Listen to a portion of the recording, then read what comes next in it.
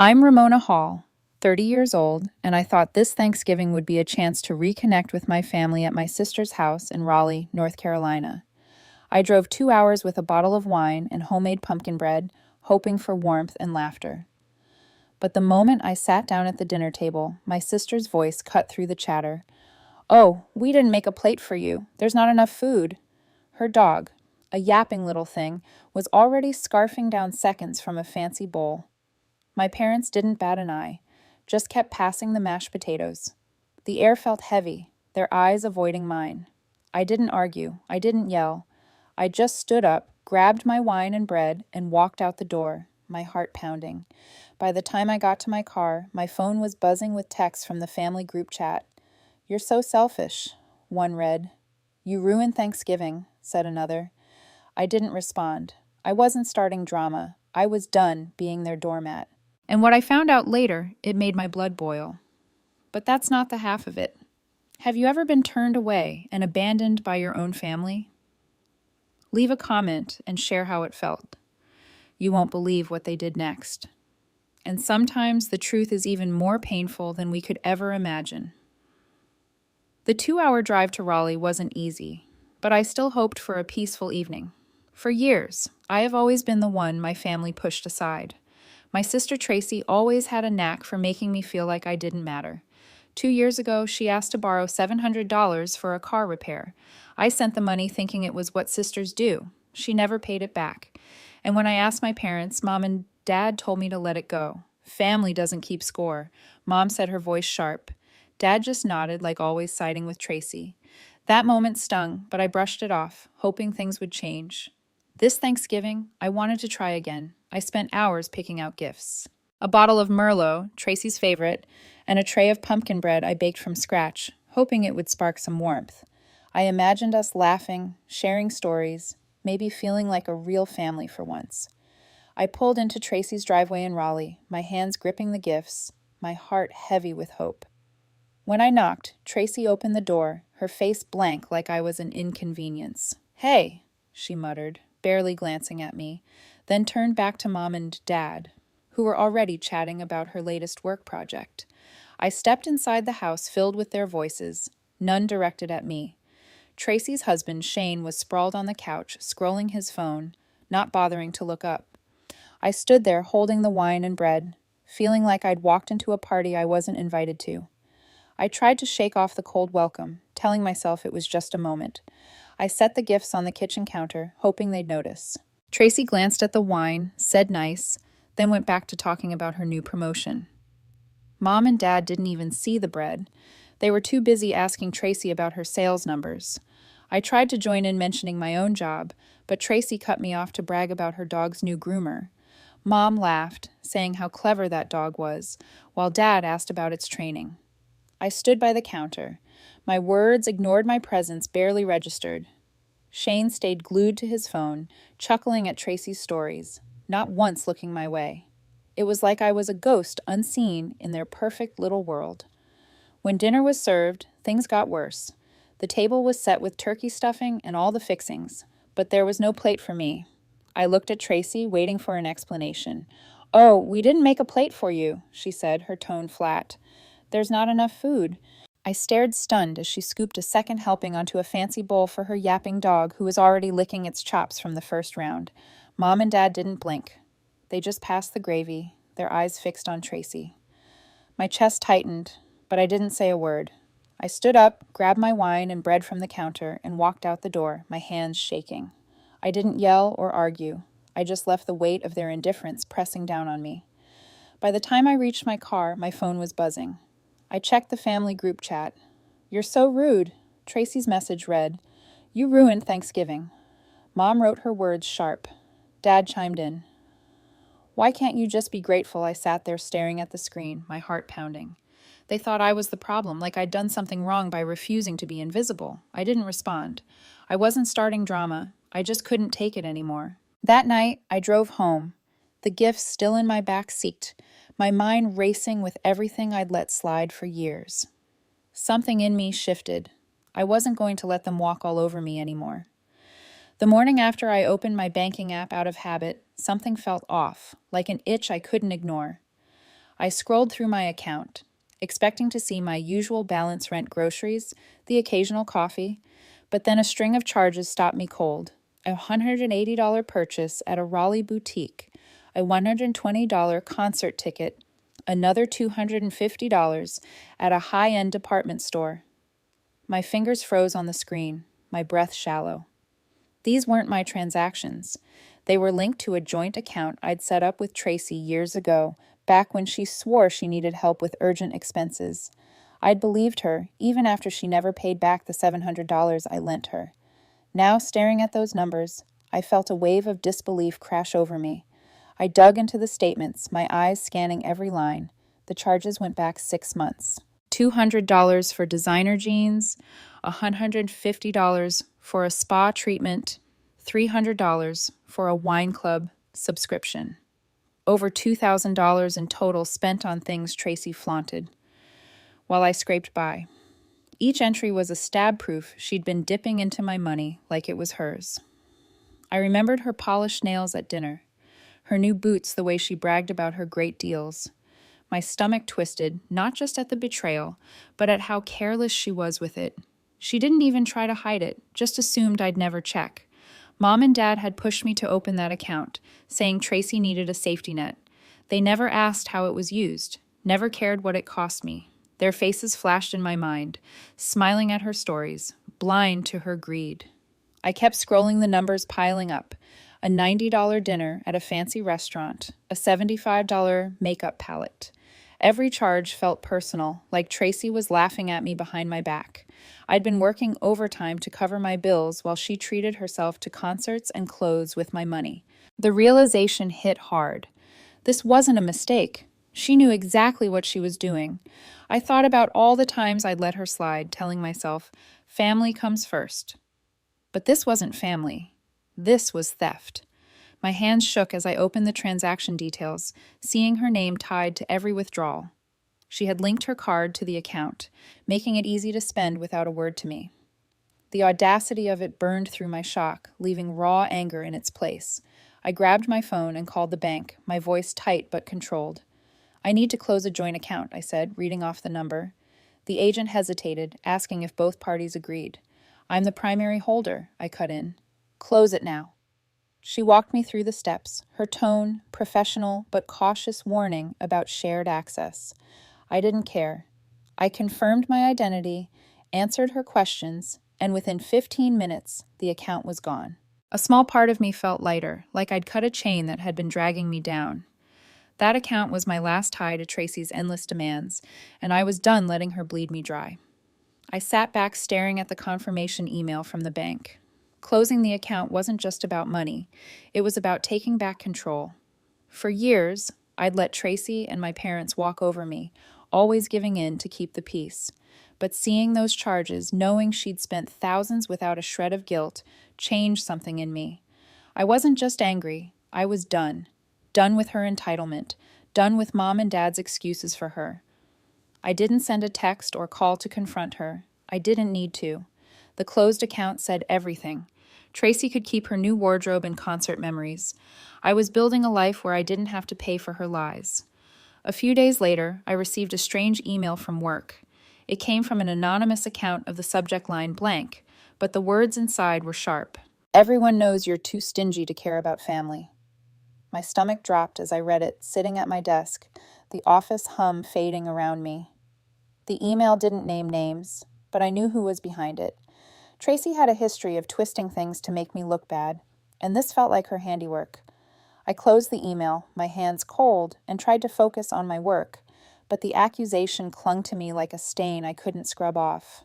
I opened my phone and checked social media, something I rarely did. There it was on Tracy's public page, a long post about how I'd abandoned our family, painting me as a selfish sister who turned her back on everyone. Some people only care about themselves, she wrote, leaving their family to pick up the pieces. The post had dozens of likes, mostly from her friends. But what hit harder were the shares from Mom and Dad. Mom commented, "It's heartbreaking when family lets you down." Dad added, "We raised her better than this." Each word felt like a calculated jab meant to shame me in front of strangers.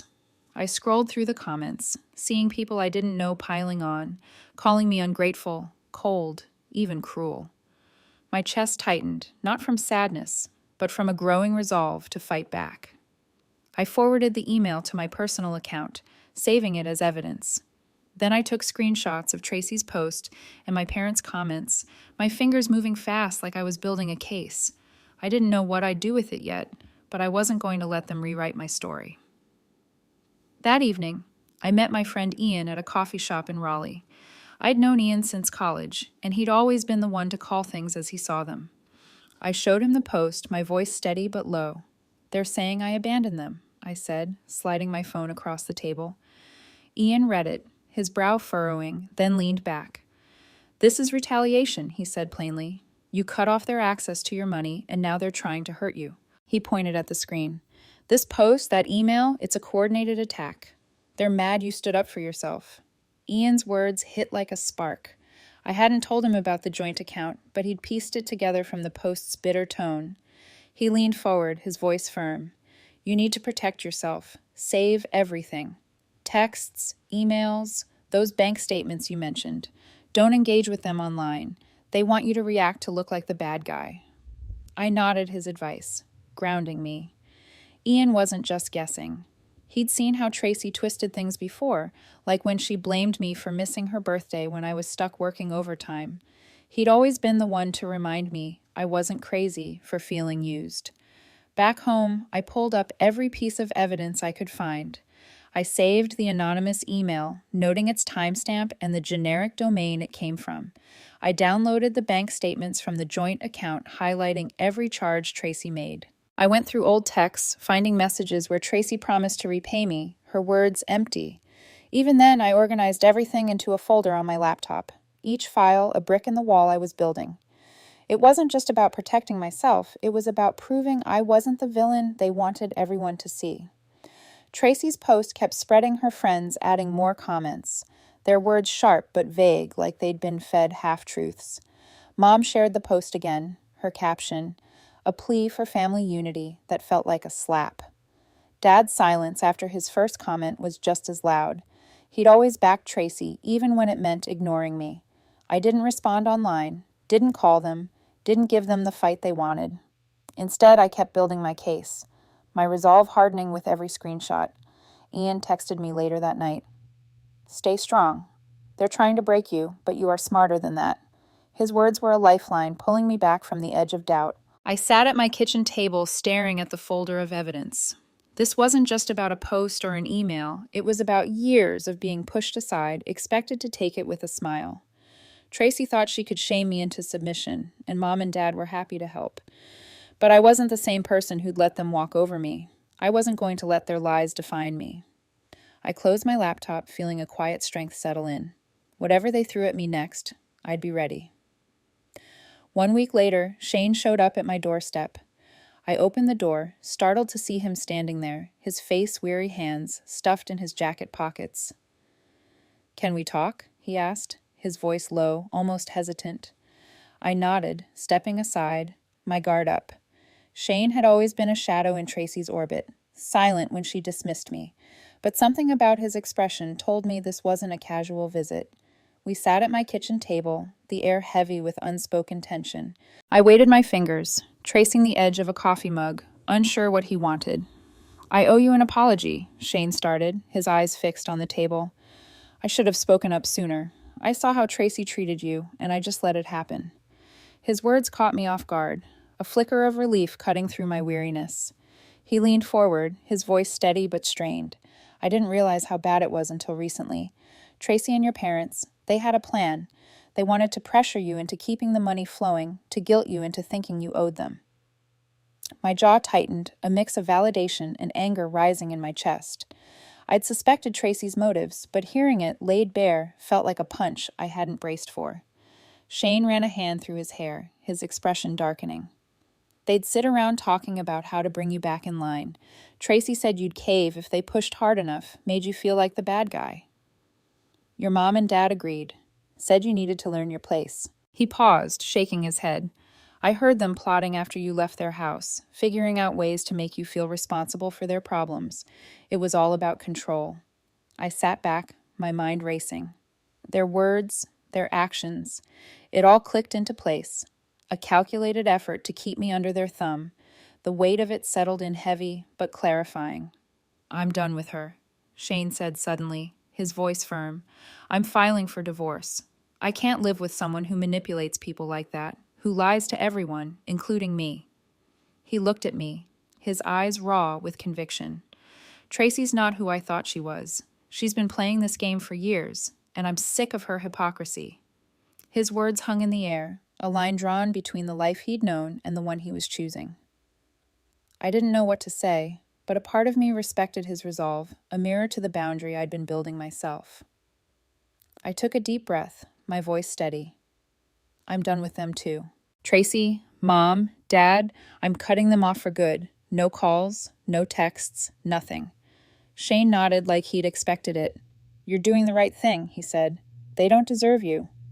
His support was unexpected, a crack of light in the mess I'd been navigating. I didn't need his approval, but it felt good to know someone else saw through their facade. Shane stood to leave, pausing at the door. I'm sorry it took me so long, he said, then walked out, leaving me with a strange sense of closure.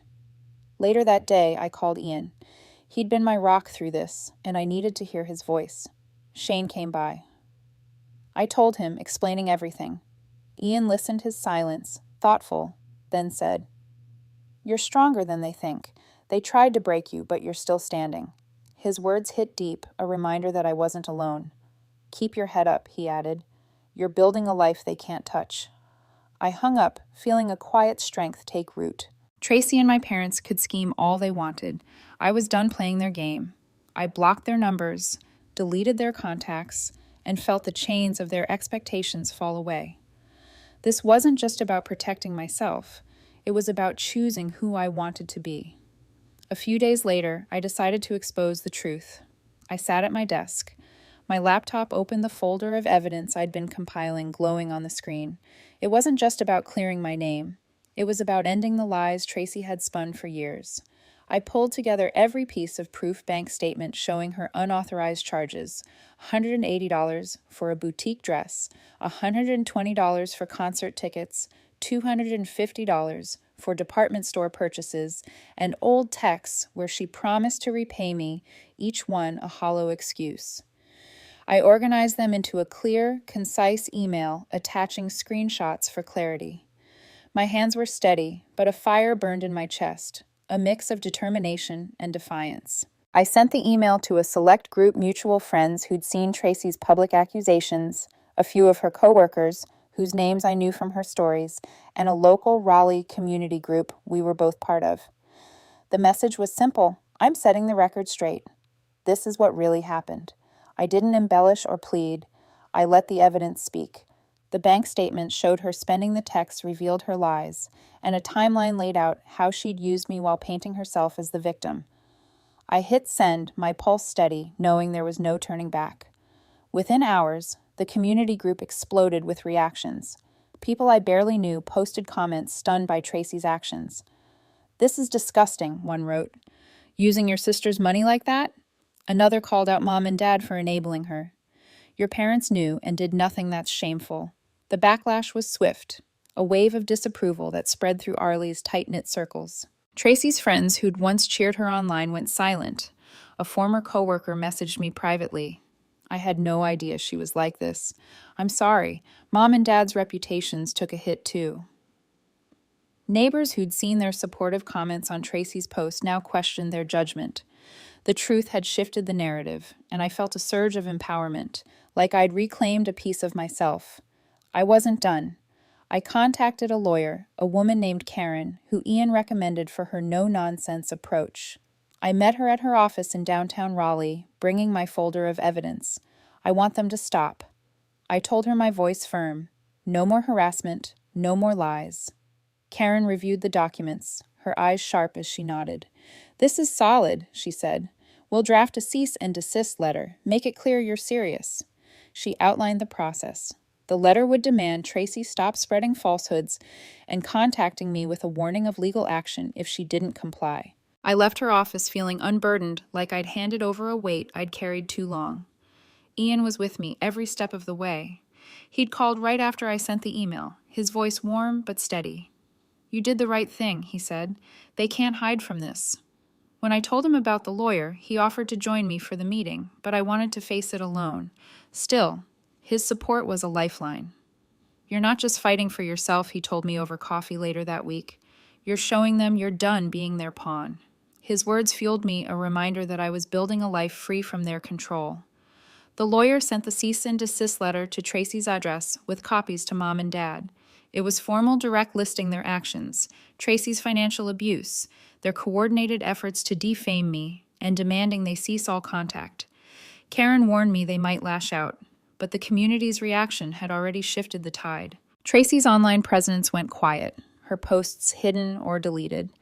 Mom and Dad stopped engaging in the community group, their silence a stark contrast to their earlier boldness. I didn't hear from them directly, and for the first time that silence felt like victory. I'd taken back my story, and no one could twist it anymore.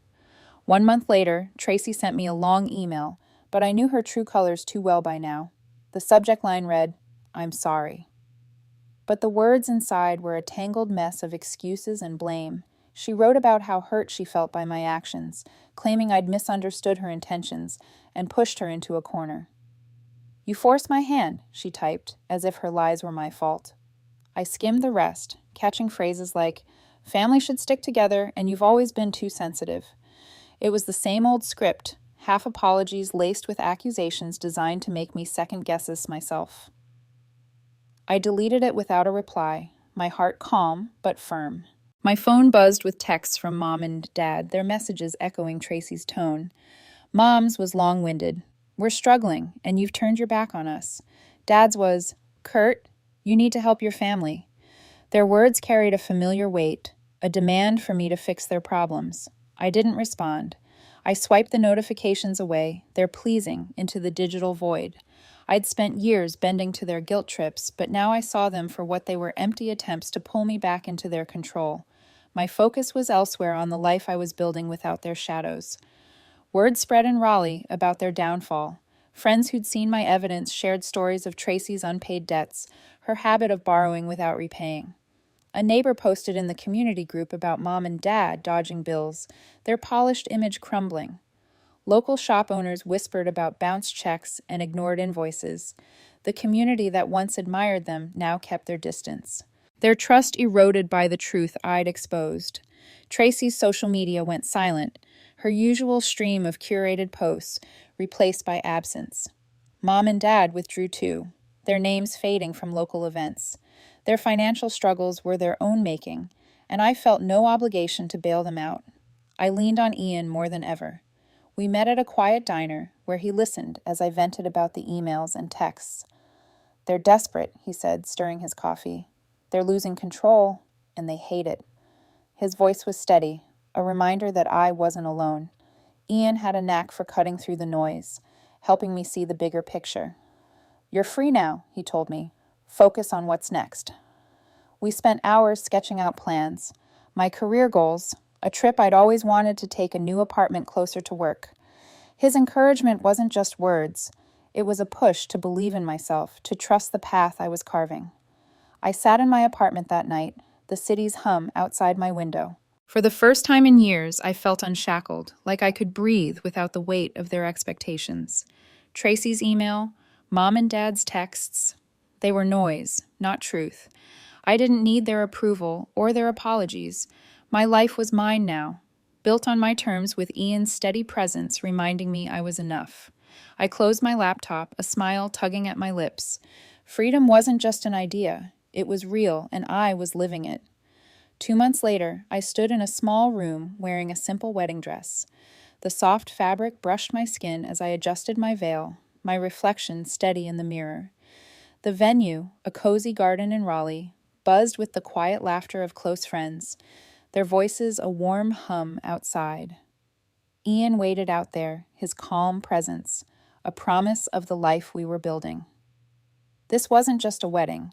It was a declaration of my choice to prioritize joy over obligation, to surround myself with people who lifted me up. My phone pinged as I stepped toward the door. A text from Tracy, her name flashing like a warning. "Please, we need to talk at Reed," followed by a string of emojis meant to soften her words. I didn't open the full message. My finger hovered over the block button, and with a single tap, I silenced her for good. I'd already cut ties, and today wasn't about her or her excuses. It was about me, Ian, and the future we'd chosen together.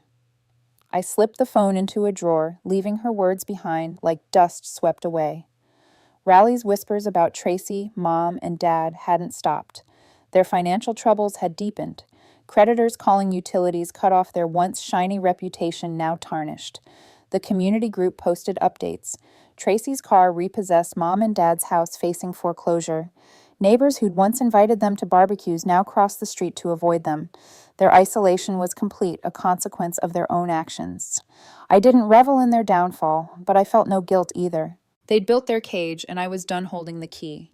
The ceremony began simple and heartfelt. Ian stood at the altar, his smile anchoring me as I walked down the aisle. Our friends, a tight circle of support, clapped softly, their faces bright with genuine care.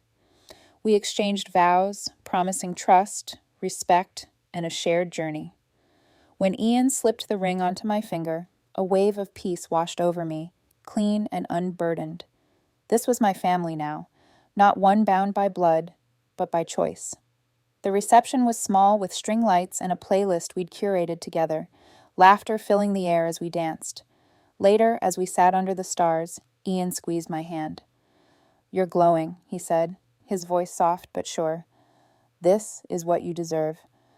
His words settled deep, a confirmation that I'd made the right choice.